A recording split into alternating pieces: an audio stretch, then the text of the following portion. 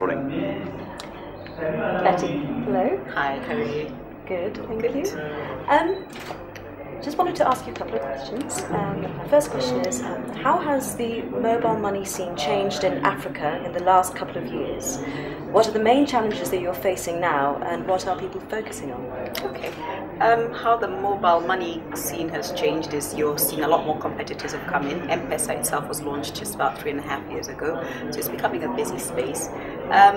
In terms of potential suppliers, it hasn't really taken up in the rest of Africa. I think Kenya has been a great success with M-Pesa. M-Pesa has also been launched now in Tanzania and is beginning to look really good there as well. So I think it's something you'll start to see being taken up in more and more countries in Africa. So what are the main challenges that you're facing now, and what are people focusing on? Okay, the main challenge, of course, is driving usage on the platform. Like I said, M-Pesa itself has evolved way beyond a money transfer service. It's now a payments platform. You can do ATM transactions. So we have to keep ahead and keep very innovative in generating more need for customers to stay on the platform and to keep using it. Another key challenge actually has been education in terms of fraud.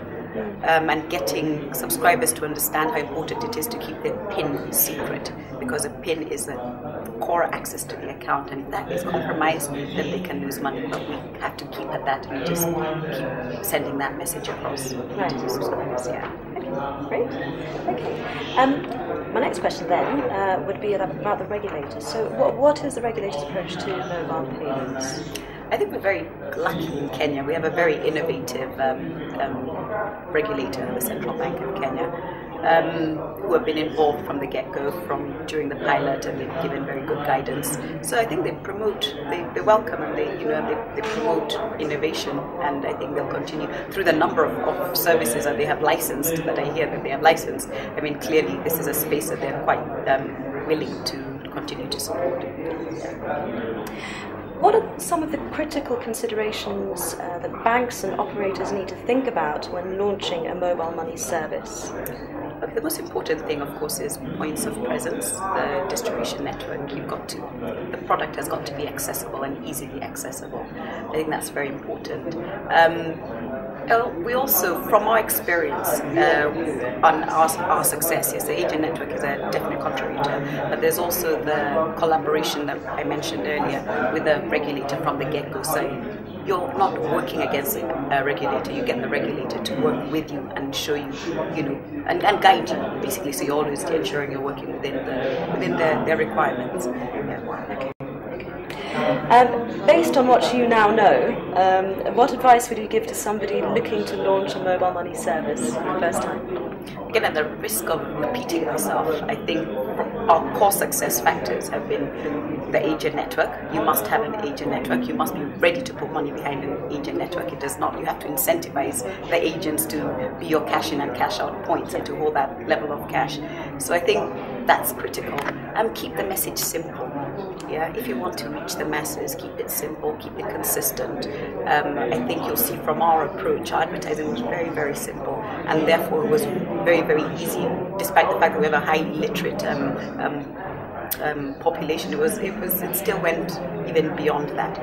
Yeah, so keep it simple and keep that agent network. Where is mobile money headed in Africa now? What's the next big thing? What are you most excited about? Okay, I think there's a lot of room for financial inclusion. I think that's the whole thing, moving into savings, moving into like what we've done with M-Kesho, into microcredit, into microinsurance.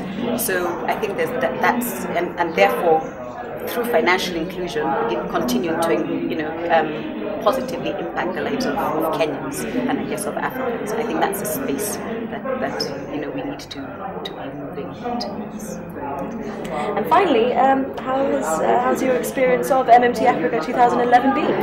Well, the networking is great. It's really good to meet old friends that I've met in all the other MMTs. It's really interesting to see that many other players are coming up and offering, trying to offer similar services. So it's a great thing. It's good for M-Pesa. We're no longer out there alone. We're still successful, not alone, which is great. Good. Yeah, I'm glad you've enjoyed it. Thank you very much, Betty.